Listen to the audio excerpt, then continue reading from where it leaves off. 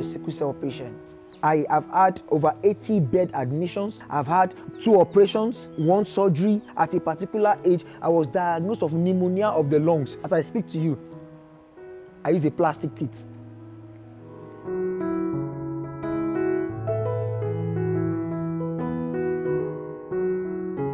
I graduated from Osun State University. I studied accounting, and I did my postgraduate in Uniben. While I was growing up, I faced several challenges and crisis. Apparently, the doctor said I was not going to see a particular age. He was telling my mom that I have internal issues that I may not be able to cross a particular age, I think age 20 or so. And I told myself, I said, no, that is just a doctor's report. The fear was there at the first instance, but to the glory of God, last year, September 30, I clocked 30. It was the glory of God, and I have faced several complications, several challenges. I have had over 80 bed admissions. I've had 2 operations, 1 surgery.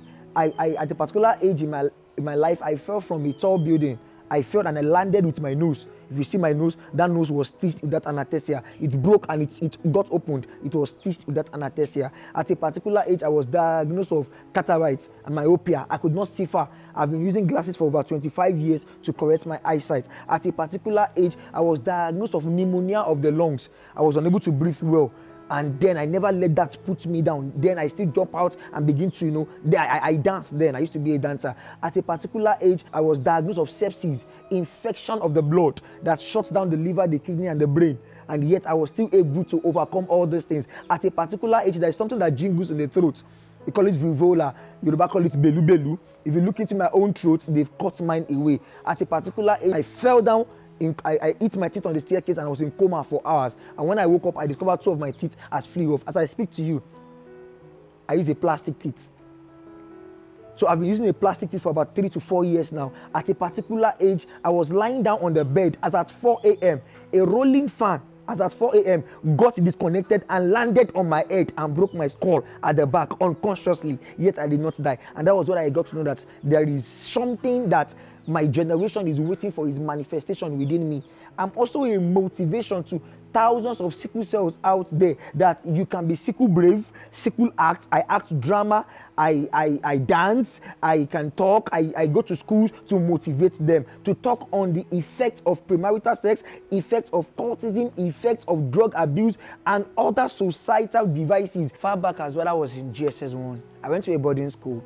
And I said earlier, stigmatization was what came upon us. Many of us, we live not to fulfill potential because we were stigmatized in the society as a sickle cell. They tell us that in Yoruba, they even call us back then Abiku, not knowing it is a sickle cell disorder of the genes. So far back as well, I was in GSS 1. I had a friend, his name was Dipo. We used to be seatmates. We sit together and we talk together. And apparently was very, very intelligent, very, very sound and very, very intelligent. So one day while we were actually playing touch and freeze, to touch him, he will freeze. Somebody else to touch him and we start running. I discovered that I touched him and he began to pant. He was breathing so heavily. I asked him what happened. He told me, he said, Niyi, I can't breathe. That was how dramatic it was. I discovered it was backbone crisis. And then I ran to the cafeteria to see if they could come and help him. To cut the long story short, we lost him. He died. I then looked upon myself, okay, fine, what can I do? I began to now see that people really want to listen to me. Then I began to put my potential into acting. And then I used to act. I will act and people will be screaming, loving it. And so what brought this into reality was I looked at my friend that he died with everything in him. I then looked at this, that how can I impact my generation? So I came up with this initiative of reaching out to as many as possible. Then I now remembered while I was serving my NYC 2014, I was privileged to meet, I was given 2 topics, so I went to meet my principal. I said, sir, I would love you to add 3 more topics. Why? I want to handle from GS1 to SS3. That would have been the first, I would be the first person to ask for such favor. In fact, in the history of that school, he said, why would you want to take? I said, I really love to meet these people. Why? Because I really want to have an interaction with them. I met with some vibrant young ladies that said they were doing well in their GS1, GS2, GS3 until when they got to their puberty stage in the SS1 and they began to have sex. They don't know anything again, and they've repeated the class 3 times. I discovered that premarital sex also has a means physically of reducing their potency as well, academically, physically, mentally, socially. So that was how this motivation speaking in schools was bettered. Palatable poison is an oxymoron, meaning something palatable and also poisonous. And it was bettered by passion and revelation. Like I said, I looked around and I discovered that a lot of teenagers around and youths around are eating, drinking, feasting on something palatable but poisonous.